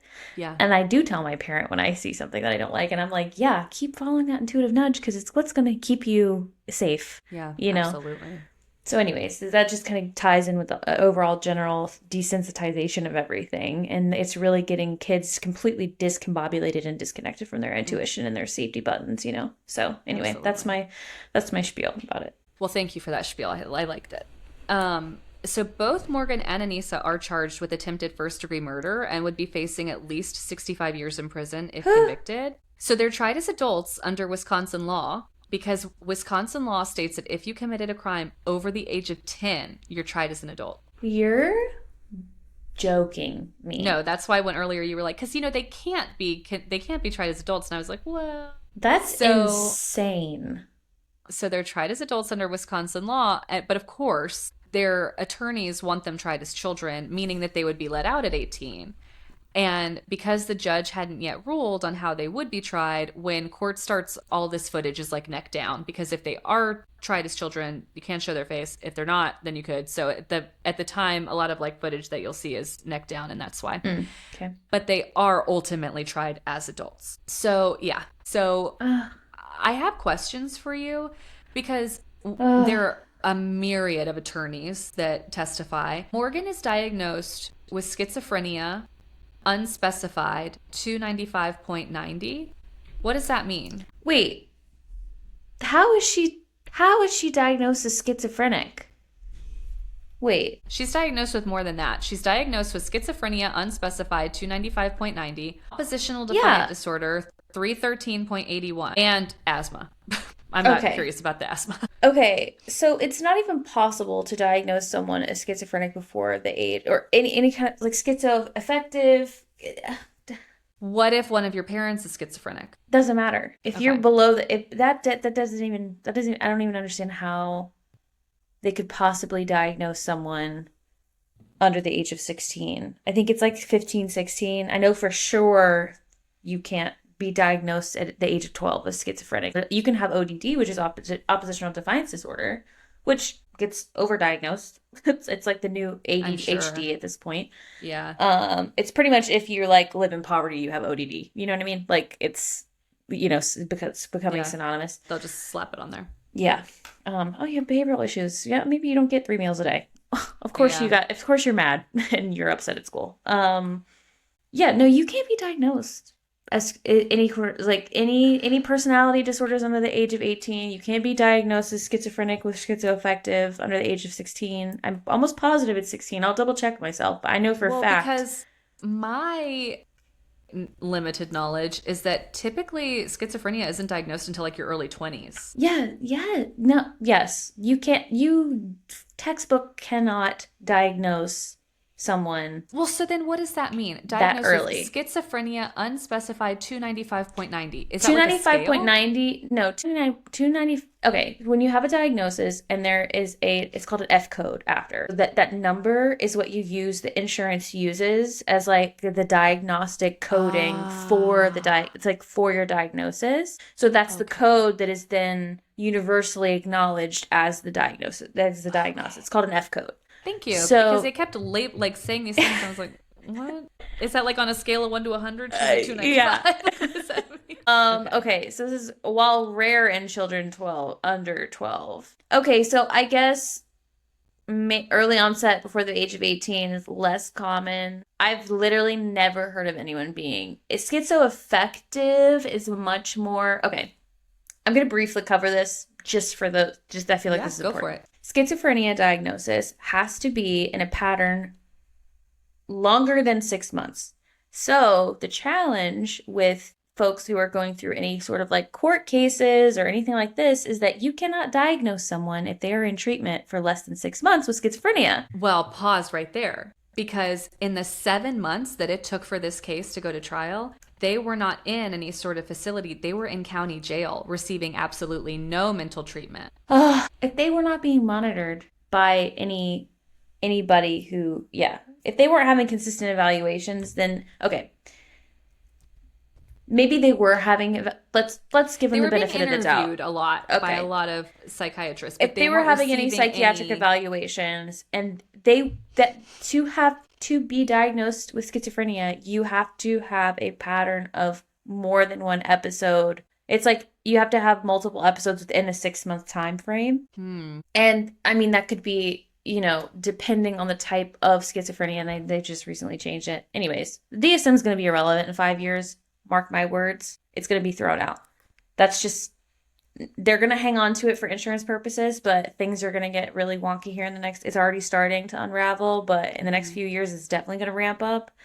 I think I told you about the thing that came out that was like the 60% conflict of interest situation. Yeah, I think we talked about that. Anyways, a huge conflict of interest as far as funding goes. But my point being, it's so effective is what is a very universally used diagnostic go-to for people who are going through this kind of stuff, because schizoaffective disorder is like schizophrenic tendency. It's like a lower range. It doesn't have to be the pattern doesn't have to be as consistent over a 6-month period. So then I wonder if that's why they diagnosed her with schizophrenia unspecified. Unspecified. Schizophrenic-ish. Also, what year was this? This would have been 2013 when it went to trial. Okay, they maybe schizoaffective wasn't even in the DS. Whatever. It's probably changed in the last 10 years. Is the point being? Now I'm Yeah. assuming what they would do is say that she has schizoaffective disorder. Affective. I would Well, imagine, or and you, unspecified. Whatever. I don't agree with it, but well, but you answered my question because I was like, that seems really strange to diagnose her so young with schizophrenia, especially since only 1% of the population is even diagnosed with it at all. So to be like, here's this 12-year-old, you have it, seemed like a lot. I just don't understand too. Like what I mean, I guess she had to have met the diagnostic criteria to some extent for schizophrenia, but like also the hallucinations and delusions. Like I don't hear any evidence of that. Oh, there is. We'll talk about that. Okay. Okay. I might So, change my tune then here in a second. so genetic predisposition and stress obviously can cause the symptoms to manifest, but to Jerry's Mm-hmm. point, it still seems a little. Patients hallucinate. Delusions don't have to do with sensing. It's a lot of thought. So the belief is that Slenderman is real is a delusion. So let me say that again. The belief that Slenderman is real is a delusion. Saying that you saw him is a hallucination. And so that's sort of their one blanket statement is like, well, she's doing both here because she believes in him and she's saying she sees them. But we're going to talk about more hallucinations and delusions that she has in a second. Okay. But something that I want to point out is that Morgan's grandparents are interviewed and they say, none of us saw this coming. And my main man, Gavin DeBecker in The Gift of Fear, says, this is most certainly never true because there is always something. Someone always saw something or recognized something or was like, oh, that seems kind of strange and problematic. Mm-hmm. Again, going back to her mom being like, yes, she never reacted the way I expected her to react. And then Morgan herself says that she tried to tell her parents about the ghosts that she started seeing at age 3, but was blown off by them. And her mom is like, I don't remember that happening. But it also feels, she says, her mom's like, I don't really remember that happening, but I mean, doesn't it seem normal for a kid at bedtime to just start making things up because they don't want to go to bed? And I'm like, no. No, your kid gets really chatty at bedtime because their nervous Mm-hmm. system is finally settling and they're kind of cementing all the things that happened in their day and they want to tell you about them. But no, they typically don't start going like, hey, colors are just melting out of the wall. That's unusual. Okay. Do you want me to say my next line? Yeah. You might Go want me ahead. to. Yeah, go ahead. Morgan is interviewed by multiple psychiatrists and she talks about seeing things since she was 3 years old, like Mm-hmm. manifestations of colors. She talks about how the night before one of the psychiatrists interviews her, she's like, oh, I'm really tired. Severus Snape kept me up until 3 a.m.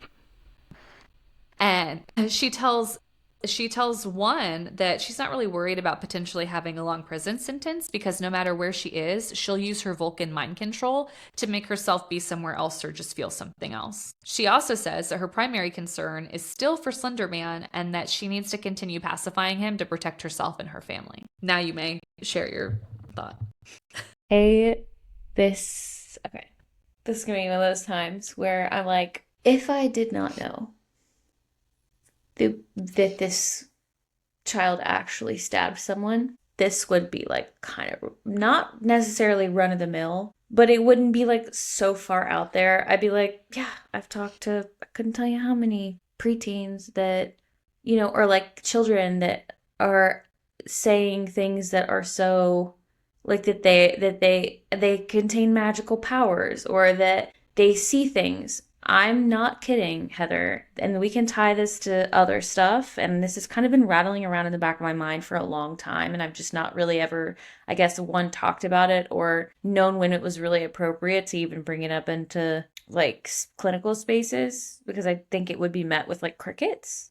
Yeah. Is that so many of the kids I've seen, and even adults talking about their kids, their experience as kids, have seen things coming out of their closet, coming out from underneath their bed. They've seen things coming down the walls. They've heard things. They've seen, I mean, I cannot even begin to tell you how many stories I've heard from both literally this week. I'm not even kidding. 2 days ago, someone relaying to me things that they saw as a child that come up to them as memories, but they know for a fact that they weren't technically real, but they were having the psychosomatic responses as if they were real I could keep going, but my point being is that like this is the more extreme version of that. And I'm also not saying that like schizophrenia is not on the table. That very well could be the case. Sure. But a lot of neurodivergent folks who have very extreme sensory sensitivities, especially at night, have some really freaky shit happening constantly. They get suspended in between those states, their nervous system settling from one phase to the other, kind of how you're talking about the talking, your nervous system shifting, some weird shit starts to happen. That is all I'm saying, is that I want to normalize that, one, and two, this may very well be a case of schizophrenia. I don't know. And obviously this is very extreme. I can remember having, I don't know, maybe they would be hallucinations or something, where when I was like 7, I had this touch lamp in my room on a bureau, and I would see these little tiny orbs come around it, and I would have thoughts in my head. I would be sort of like talking to myself, but it was like on a delayed timer. Like I couldn't speed up my speech in my own head. And it happened pretty consistently, and I never knew how to explain it to anyone, but I can remember as a kid that it made me feel so stressed out because I didn't understand what was happening. Yeah. And now, of course, I'm like, well, I mean, probably wherever I fall on the scale of neurodivergence, like, it probably just lands in there. But I mean, that was, it's still, I don't like to think about it too long because I'm afraid it'll happen again. And I'm an adult. Feels scary. Yeah. And also, I'm going to go ahead and just say this. I think that I've seen an entity in my home before. As an adult or as a child? As an adult. Yeah. And also, I'm first degree Reiki. So I believe that energy travels through my hands. It's like, at what point do you go, hey, you're just kind of a weirdo, versus like you're delusional? And listen, again, I am not a Morgan apologist. I don't want anyone to be like, we're not talking about, you stabbing your friend is a separate thing. I don't support that. But I'm saying, yes, like these examples you're using, they don't hold up. Yeah. They don't hold up. I wanted an imaginary friend, so I just made one up because I was like, man, all these other people have imaginary friends. I don't see anybody. I'm going to just pretend I have one. That's sad. Like that's weird. But anyway, it's just my... People also think that they talk to God. What am I saying? Anyway, there's just so much nuance that nobody wants to talk about because we're getting uncomfortable. Yeah, we're getting uncomfortable talking about it. We are uncomfortable on a spectrum somewhere. We're and uncomfortable. I just think it's a little bit cuckoo bananas to be like, hey, let's just put you in this box, and if you do these things, and even though you're 13, you're schizophrenic. Yeah, that's why. Yes. Okay, continue. I can keep going. I told you this was going to be such a long episode because we were going to do this. Yeah. My other thought as I'm watching this documentary and doing my notes and reading these news articles was like, isn't schizophrenia usually genetic? And cut to Morgan's mom and her dad, who hasn't been interviewed in this whole thing, sitting at a table, and her dad is boo-hooing, and he says, I can't believe that people can hate my daughter so much and hate me, and people call the house and they say, your daughter's gonna burn in hell and you're gonna burn in hell, and those people aren't real weird. Yeah, right. But he says, but she loves Bella and I love Bella, and her mom again is just sitting at the table like stone-faced. And I kept expecting them to be like, and Morgan's mom is schizophrenic, or Morgan's mom is like severely autistic or something, because I'm telling you, and I would love for you to watch this documentary, I was like, okay, all right, when's the big thing going to happen with Morgan's mom that it all makes sense? No, her dad is schizophrenic, and they never told Morgan, ever. They never thought to do that. And they never told her, and they never considered it before trying to have children. Do we know anything about like how it presents for him? He sees the devil in his backseat. He, lots of, I can't stop touching my own hair because I'm like, I need to stim something. I know, I'm desperate. I was like, okay, I have For like those not watching, Jerry just started combing her I've face. like shaped my sticky, like my thinking putty into like a My circle. thinking I'm like, putty. okay, I have my Nido. I know. He sees the devil in the back seat. What else does he see? He doesn't go into much detail, but he has frequent hallucinations. How in the hell do you... I guess there's a lot of masking that goes and a lot of maintenance that can go along. Yeah, okay. Well, and he says... He talks about how, you know, I wish that she would have told me that she was seeing things because I see things too. And it's like, my dude. No, that was why your responsibility was she to talk to that her. She could tell you when you weren't telling her, hey, heads up, I have schizophrenia. These things happen to me. If you ever experience anything like that, maybe just like let me know. You know, no judgment. Oh my God, so frustrating. It made me so angry, and I really was like, oh, okay, so you guys failed her. Yeah. Sorry. Yeah. Hot take. Meanwhile, back in the interrogation room. Meanwhile, back on the farm, Morgan's talking to the detective again, totally flat affect, right? And she says, "Are you going to put me in prison and I'm going to rot and die?" Girl, probably. And he's like, "Well, I don't think you're going to rot and die. I don't know where you'll go. I don't know." So that, again, just so much of, I'm just watching these going. Meanwhile, surgeons operated for 6 hours to repair catastrophic damage to arteries and tissue in Bella's torso. Poor Bella. I know. Traumatized for the rest of her life. When the police asked who did this to you, she said, "My best friend." Oh, God. Yeah, like when they arrived at the Makes scene. me want to cry. Holy I know. Shit. Poor She was in the hospital for 7 days. Oh. She returned to school that September. Yeah, I know. Returned to the same school? Yeah.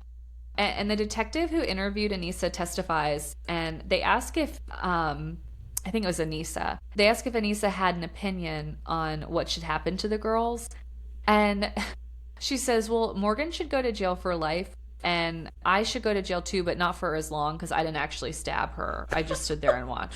It's not funny. It's not funny. No, but I kind of laughed too because I'm like, this is 12-year-old logic. It is like, 12-year-old logic. Yes, sure. I'll agree with you. We should all be in trouble, but I should be in a little bit less trouble. And she probably thought that the whole time too. She's like, oh, yes. Plausible deniability. I can say that I didn't do it. Yeah. I mean, I was there, but like, I didn't do the thing.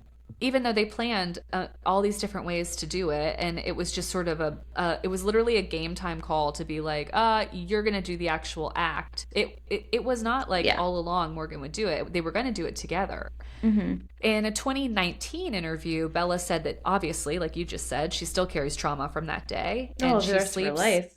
Yeah, she sleeps with scissors nearby because she's afraid of being attacked again. I mean, it's just heartbreaking.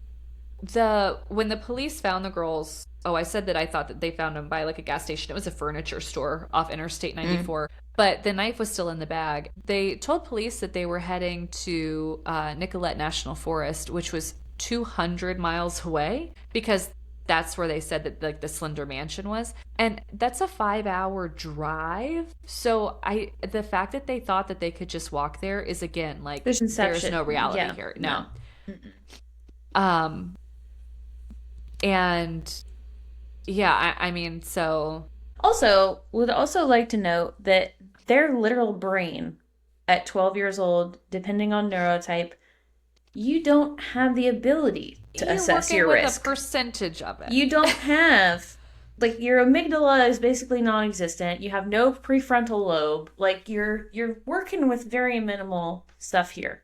Yeah. Like, well, and after she was arrested, Morgan's mom describes her as becoming, quote, floridly psychotic. What?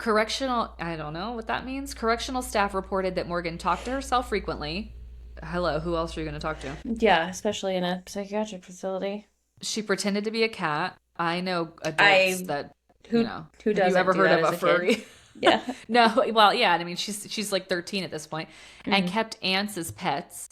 She said that she saw, but again, it's like, what? I mean, what else are you going to do? She said that she saw unicorns. She claimed to have ongoing conversations with Slender Man, and also with fictional characters, like I mentioned, like Severus Snape, Lord Voldemort, and a Teenage Mutant Ninja Turtle. See, that feels like more schizophrenia to me. If you've got multiple characters, or if you're like and you're talking out loud and you're older, yeah, that makes more sense. And especially Well, if dad has it, that just makes sense. in the fall of 2014, she was moved to the Winnebago Mental Health Institute to evaluate whether she was even competent to stand trial. And on October 22nd, 2014, is when she was diagnosed with early onset childhood schizophrenia, which it sounds like you have, it's like not a thing. And it Early is, I'm onset. sure, but I've never ever. Yeah, it sounds a little retrofitted, but what do I Hmm. know?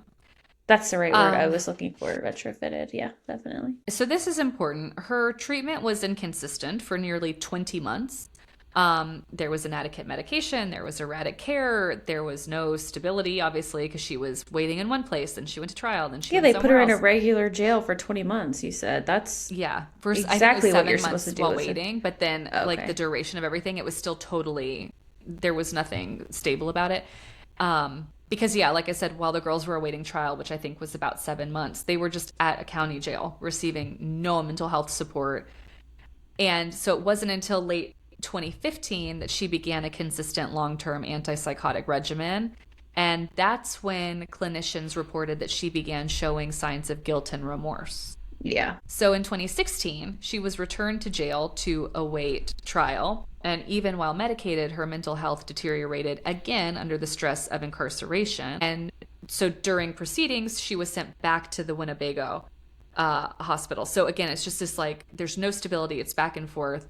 By 2017, both girls were waived into adult court. So, like I said, Anissa Weir was charged with attempted second-degree homicide. She pleaded guilty as a party to the crime and was found not guilty by reason of mental disease or defect. This is She, Anise or Anissa, okay, this is Anissa. Anissa.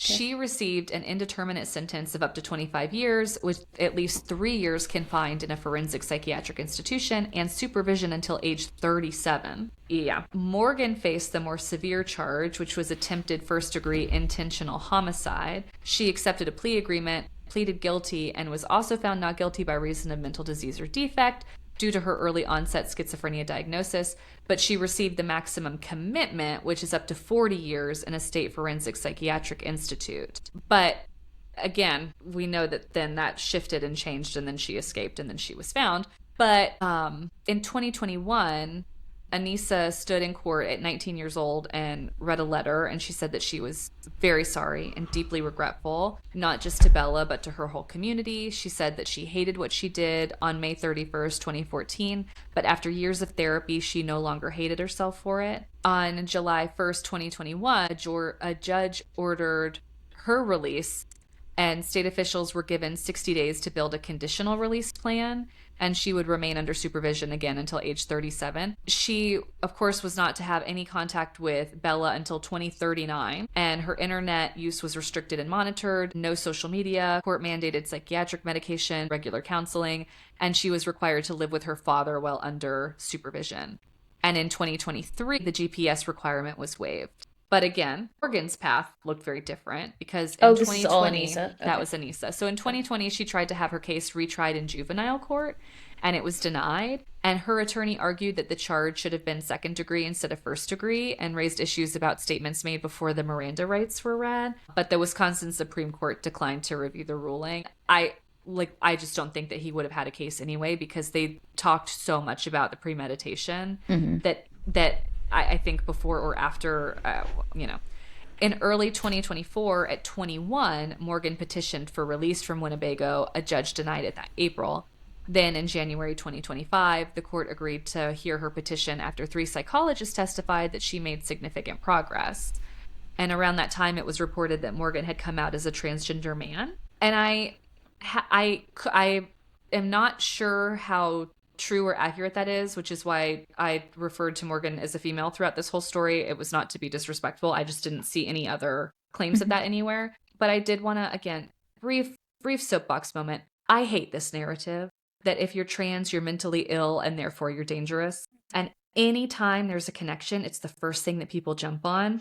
And at the time of this recording, a transitioning woman just committed a murder-suicide at their child's sporting event at school. Mm-hmm. And everyone is like, well, yeah, because he is clearly mentally ill. And 2 things can be true. You can be mentally ill and transgender. You can be mentally well and transgender. You can be mentally ill and a cisgender heterosexual man and a murderer. You can be you can be a bi serial killer. You could be like those Yes. things can be Makes me, completely. yes. So anyway, I just had to just had to do a little like quick, I'm activated there, and now I'm moving on.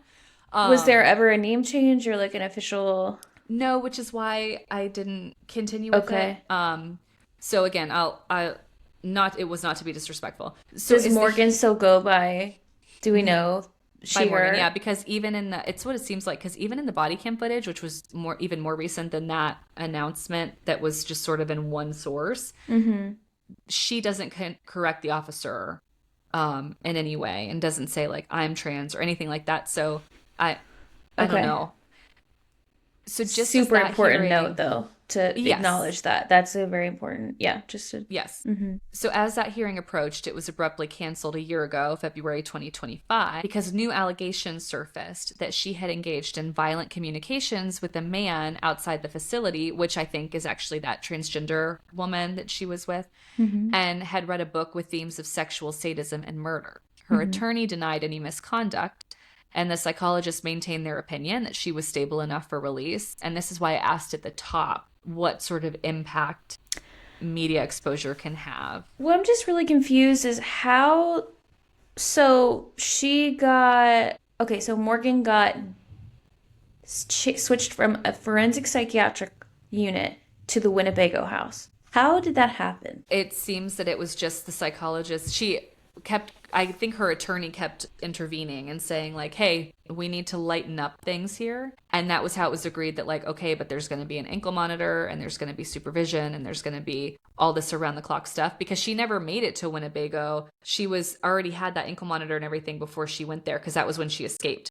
And so now, actually, I don't think that she ever wound up in that group home, because once she escaped, I think they put her back there. I have it in my notes, but so That's the part I'm confused about because if Morgan was in a forensic psychiatric hospital, I don't know how Morgan had access to. she had internet access, and that was why I asked you, like, is that normal? Because it seems Maybe abnormal, like it a was like media through thing.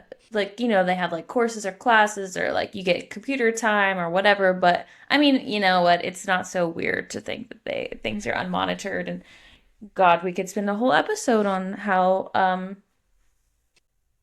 overworked and underpaid the staff are and how Oh, there's sure. deep deep issues with staff at the much more problematic staff than patients, I'll say. That's I'll Absolutely. keep it at that. Yeah.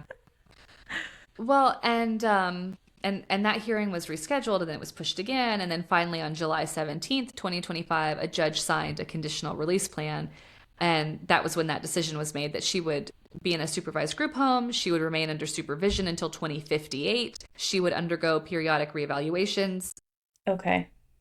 and so that was the plan. Mm-hmm. But placement was really hard because a Milwaukee location was rejected because it was too close to Bella. And a Manitowoc group home was denied because it was too isolated and the residents objected. And so eventually it was determined that she'd be placed in a group home in Madison. Mm-hmm. But that's, again, when all of this happened. So I, It is when I tell you it is everything you've talked about, extremely common. The moving back and forth between facilities, the moving shuffling the person around. They're trying to go to this facility or that facility. They can't be entered here. They're rejected there. They get taken in there, but then it's temporary. I mean that is it. That's the whole system. In case anybody's yeah. wondering, that's what it looks like. Well, and so as of the latest reporting in like early 2026, she's back in inpatient care after escaping from that conditional release group home that she never actually even made it to.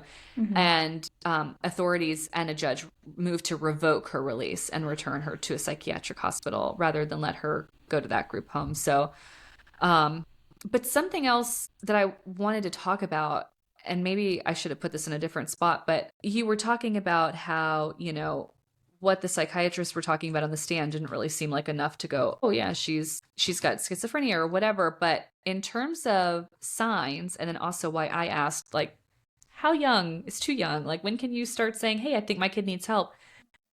when they went into her room, they found obviously a lot of like art and, sort of violent art and a lot of Slender Man art and whatever. But they also found a shit ton of like mangled Barbie dolls with like limbs cut off and markings Her all over arms them. were cut off. Her legs were cut off. Do you know that the Yeah. audio? Sorry, that's totally inappropriate. No, it's okay.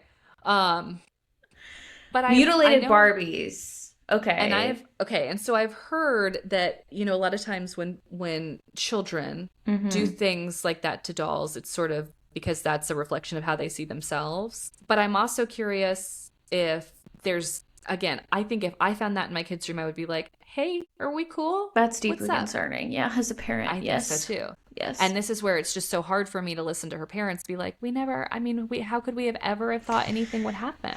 I know. And Anissa's dad, again, is so upset about this whole iPad situation, but the documentarian knows what he's doing or she's doing because they pan to the kid, the little boy, fully playing some game on the iPad, and he is in a separate room, not paying any attention to this like 10-year-old boy.